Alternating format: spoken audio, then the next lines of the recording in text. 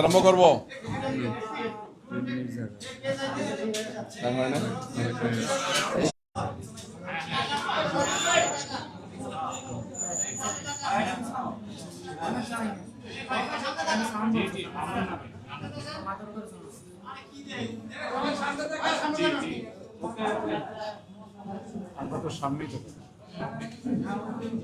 আমরা আরম্ভ করলাম। আসসালামু আলাইকুম ওয়া রাহমাতুল্লাহ। সম্মানিত সাংবাদিক বন্ধুগণ, সম্মানিত দেশবাসী, আমরা আজকে অত্যন্ত গুরুত্বপূর্ণ একটি দিন। আপনারা জানেন যে আজকে 6টায় বাংলাদেশ নির্বাচন কমিশন এর সম্মানিত প্রধান নির্বাচন কমিশনার বাংলাদেশের দীর্ঘ প্রতীক্ষিত এবং আকাঙ্ক্ষিত ত্রয়োদশ জাতীয় সংসদ নির্বাচনের শিডিউল আজকে সন্ধ্যা 6টায় তিনি ঘোষণা করেছেন। এই শিডিউলকে সামনে রেখে তাৎক্ষণিকভাবে বাংলাদেশ জামাত ইসলামীর পক্ষ থেকে আমাদের সংক্ষিপ্ত প্রতিক্রিয়া আমরা আপনাদের সামনে তুলে ধরছি ইনশাআল্লাহ। এই সংবাদ সম্মেলনে ব্রিফিংয়ে এখানে আমাদের সম্মানিত কেন্দ্রীয় নেতৃবৃন্দ উপস্থিত আছেন। আমার পাশে আছেন আমাদের সম্মানিত সহকারী সেক্রেটারি জেনারেল জনাব মাওলানা আব্দুল হালিম, পাশে আছেন জনাব মোবারক হুসাইন, বাংলাদেশ জামাত ইসলামের কেন্দ্রীয় নির্বাহী পরিষদের সদস্য। আমার আরেক পাশে আছেন ঢাকা মহানগর উত্তরের সংগ্রামী আমির, কেন্দ্রীয় নির্বাহী পরিষদের সদস্য জনাব সেলিম উদ্দিন সহ আমাদের নেতৃবৃন্দ এখানে আছেন। আমরা এই জাতি দীর্ঘ একটি সময় থেকে অপেক্ষা করছিল যে আমাদের সামনের জাতীয় সংসদ নির্বাচনের তারিখ এবং এর সাথে শিডিউলটা কখন ঘোষণা হয়। কিছুটা অনিশ্চয়তা ছিল, কিছুটা সন্দেহ সংশয় আমরা ছিলাম। তো আজকের প্রধান নির্বাচন কমিশনারের ঘোষণার মাধ্যমে সেই সংশয়ের অবসান হয়েছে।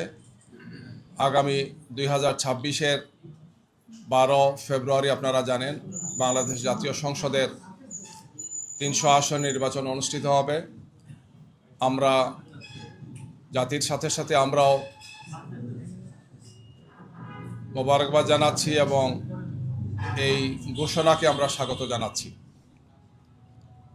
আমরা মনে করি যে এর মাধ্যমে জাতীয় সংসদ নির্বাচন নিয়ে কোনো অনিশ্চয়তা থাকলে সেটা কেটে যাবে ইনশাআল্লাহ। এবং এর পাশাপাশি আমরা এটাও বলতে চাই যে জাতীয় সংসদ নির্বাচনকে সুষ্ঠু, সুন্দর এবং নিরপেক্ষ করার জন্য অনেকগুলো গুরু দায়িত্ব নির্বাচন কমিশনকে পালন করতে হবে। আমরা সে সমস্ত বিষয় নির্বাচন কমিশনকে আমরা অবহিত করেছি। আমরা আশা করব যে তারা সেই সমস্ত গুরুত্বপূর্ণ দায়িত্বগুলো পালন করবে। বিশেষ করে সবগুলো রাজনৈতিক দলের জন্য লেভেল প্লেইং ফিল্ডকে নিশ্চিত করা, অবৈধ অস্ত্র উদ্ধার করা এবং জাতীয় সংসদ নির্বাচনকে অর্থবহ করার জন্যে প্রশাসনিক এবং অন্যান্য যতগুলো দায়িত্ব আছে এই সবগুলো দায়িত্ব পালনে তারা সর্বোচ্চ দায়িত্বশীলতার পরিচয় দিয়ে তারা দায়িত্ব পালন করবেন। এক্ষেত্রে কোনো ধরনের কোনো দুর্বলতা আমরা আশা করব না, যাতে জাতির উদ্বেগ বা উৎকণ্ঠার কোনো জন্ম হয়।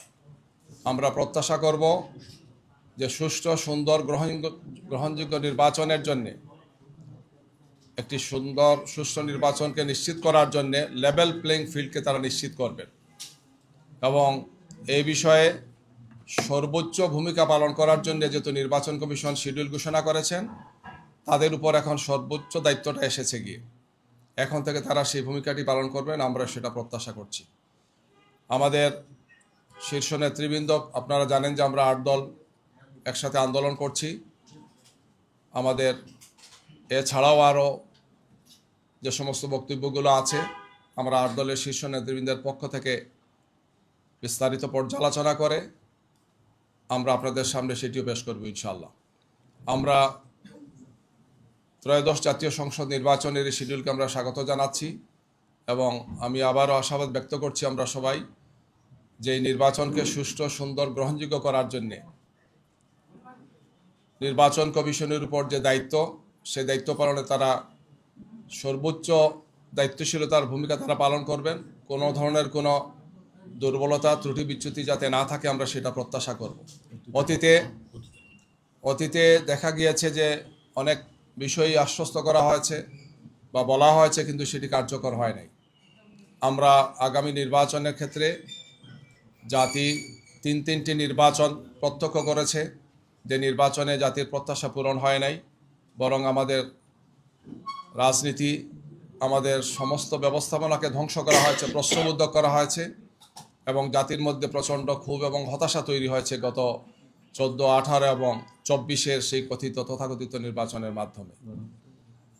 এই জন্যে এ ব্যাপারে আমরা আশা করব আগামী নির্বাচনে তারা সেই দায়িত্বটি তারা পালন করবেন, যেটি জাতির প্রত্যাশা, যে অতীতের এই 3টি নির্বাচনের মতো হবে না, বরং একটি সুন্দর, সুষ্ঠু নির্বাচন তারা জাতিকে উপহার দেবেন।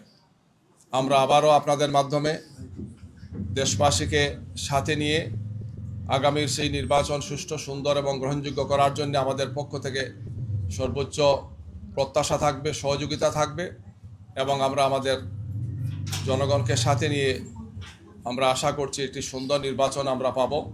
জাতি একটি উৎসবমুখর পরিবেশে এই নির্বাচন অনুষ্ঠানের মাধ্যমে একটি সুন্দর, সুষ্ঠু ধারায় জাতি এগিয়ে যাবে এবং বাংলাদেশ 2024-এর 5 আগস্টের যে ছাত্র জনতার অভূতপূর্ব গণ অভ্যুত্থান হয়েছে, সেই অভ্যুত্থানের প্রত্যাশা পূরণ হবে ইনশাআল্লাহ। আমরা আপনাদের মাধ্যমে দেশবাসীকে মোবারকবাদ জানাচ্ছি, আপনাদেরকে মোবারকবাদ জানাচ্ছি। এছাড়াও যদি কোনো বক্তব্য থাকে আমাদের শীর্ষ নেতৃবৃন্দের পক্ষ থেকে আমরা পরবর্তীতে আপনাদের সামনে সেটা উল্লেখ করবো ইনশাআল্লাহ। সবাইকে ধন্যবাদ। এখন পর্যন্ত যে পরিস্থিতি, তাতে আসলে আগামী জাতীয় নির্বাচন সুষ্ঠু করার ব্যাপারে এই মুহূর্তে দাঁড়িয়ে আসলে কোনো শঙ্কা দেখছে কিনা তারা? আমরা গত 4-5 দিন আগেও নির্বাচন কমিশনের সাথে আমাদের সম্মানিত সেক্রেটারি জেনারেলের নেতৃত্বে আমরা গিয়েছিলাম, 6 সদস্যের একটি শক্তিশালী দায়িত্বশীল কমিটি। আমরা সেখানে গিয়ে এগুলো বলেছি যে লেভেল প্লেইং ফিল্ড, বিশেষ করে আইন শৃঙ্খলা পরিস্থিতি সহ অবৈধ অস্ত্র উদ্ধার করা এবং সন্ত্রাসীদেরকে গ্রেফতার সহ যে সমস্ত পদক্ষেপগুলো জরুরি ভিত্তিতে নেওয়া উচিত সেইগুলো যাতে তারা নেন, তারা আমাদেরকে আশ্বস্ত করেছেন। এ ব্যাপারে আমাদের পরিকল্পনা আছে, কি পরিকল্পনা সেটা আমাদেরকে তারা বলেছেন। নির্বাচনের শিডিউল ঘোষণা হলে তারা সেগুলো করবেন। আমরা এখন এগুলো দেখব যে তারা এই সমস্ত বিষয়ে তাদের পদক্ষেপ তারা কি গ্রহণ করেন। আপনাদের 5 দফা দাবি ছিল গণভোট আগে সহ, এই 5 দফা দাবি নিয়ে আপনারা আন্দোলনও করছিলেন। এখন সরকার তফসিল ঘোষণা করবে, আপনাদের এই আন্দোলন কি এখন আপনারা চালিয়ে যাবেন নাকি আন্দোলন সমাপ্তি করবে? আমাদের দাবির যেগুলো আছে, বিশেষ করে জুলাই জাতীয় সনদের আইনি ভিত্তি, সেটা তো হয়েছে এবং এর সাথে ছিল যে গণভোটটি আমরা আগে চেয়েছিলাম। আমরা সেই দাবি দিয়ে আসছি, আন্দোলন করছি। আমরা এখন যেটা চাইবো সেটা হচ্ছে যে এই গণভোটের মাধ্যমে যাতে জয়যুক্ত হয়, এই প্রচারণা এবং এই আন্দোলন আমাদের অব্যাহত থাকবে। আমরা দেশবাসীকে আমরা আহ্বান জানাচ্ছি, আমরা আহ্বান জানাতেই থাকব যে গণভোটে যাতে সংস্কারের যে প্রস্তাবগুলো, যাতে ভোটটা জয়যুক্ত হয়, সেই প্রচেষ্টা আন্দোলন আমাদের অব্যাহত থাকবে, বক্তব্য আমাদের অব্যাহত থাকবে। একটা বিষয় হচ্ছে, আজকে থেকে বাংলাদেশ আনুষ্ঠানিকভাবে নির্বাচনে প্রবেশ করবে এবং এটি আপনাদের দীর্ঘদিনের প্রত্যাশা ছিল, যেহেতু আপনারা 3টি নির্বাচনে অংশ নিতে পারেননি। নির্বাচনের পর তফসিল ঘোষণার পর একটা জিনিস সামনে আসছে, সব দলই মোটামুটি তাদের প্রার্থী ঘোষণা করে দিচ্ছে। জামাত এখনো প্রার্থী আনুষ্ঠানিকভাবে ঘোষণা করে, বড় দল হিসেবে এটি জাতি অনেকদিন ধরে প্রতীক্ষিত। আপনারা কবে তো আপনাদের মনোনয়ন ঘোষণা করবেন? আরেকটা বিষয়, যেহেতু আপনারা 8 দল ঐক্যবদ্ধভাবে আন্দোলন করছেন, সেক্ষেত্রে আপনারা কতগুলো আসন ছাড় দিবেন সেই প্রার্থী, মানে আপনাদের যারা এই আন্দোলন সহযোগী আছে জামাত ইসলামের পক্ষ থেকে তো আমরা প্রাথমিকভাবে 300 আসনেই ঘোষণা দিয়েছি। আমাদের যারা আছেন তারা কাজ করছেন। কিছু কিছু পরিবর্তন হয়েছে, সেই পরিবর্তনগুলো বাস্তব বিভিন্ন কারণে হয়েছে, আমরা সেটাও আপনাদেরকে জানিয়েছি। এখন 8 দলের শীর্ষ নেতৃবৃন্দ বসবেন, সেটা আলোচনা চলছে এবং খুব শীঘ্রই বসে 8 দল চলমান, আমরা 8 দল যারা আন্দোলনে আছি তাদের পক্ষ থেকে প্রার্থী চূড়ান্ত হলে আমরা ঘোষণা করব এবং সেটা খুব বেশি সময় লাগবে না ইনশাআল্লাহ, আপনাদেরকে আমরা জানাবো। এটা হয়তো আগামী সপ্তাহের মধ্যেই আপনারা আশা করি পেয়ে যাবেন কত ইনশাআল্লাহ। আসনে ছাড় দিতে পারেন? এই প্রশ্নটা ঘুরে ফিরে আসছে, যেহেতু আপনারা 300 আসনের প্রার্থীতা দিয়েছেন, সেক্ষেত্রে আপনারা কত আসন ছাড় দিতে আমাদের লক্ষ্য হচ্ছে যে আমরা যাতে সর্বোচ্চ সংখ্যক আসনে বিজয়ী হতে পারি। এই জন্য আমরা নেতৃবৃন্দ সেটা বিবেচনায় নেবেন যে যাকে যেখানে দিলে তিনি বিজয়ী হতে পারেন, আমরা সেই প্রার্থী দেওয়ার চেষ্টা করব এবং সবাই মিলে সেই প্রার্থীকে বা সেই দলের যিনি থাকবেন তাকে পাশ করে আনার জন্য আমাদের সমস্ত শক্তি সামর্থ্য দেওয়ার চেষ্টা করব।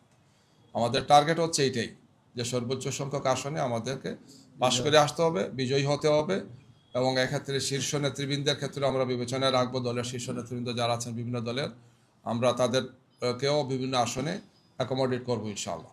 এই সবগুলো বিষয়ের এবং সব প্রশ্নের উত্তর ইনশাআল্লাহ আগামী সপ্তাহে আশা করি আপনাদের পেয়ে যাবেন। সবাইকে ধন্যবাদ। আসসালামু আলাইকুম। আপনাদের জন্য একটু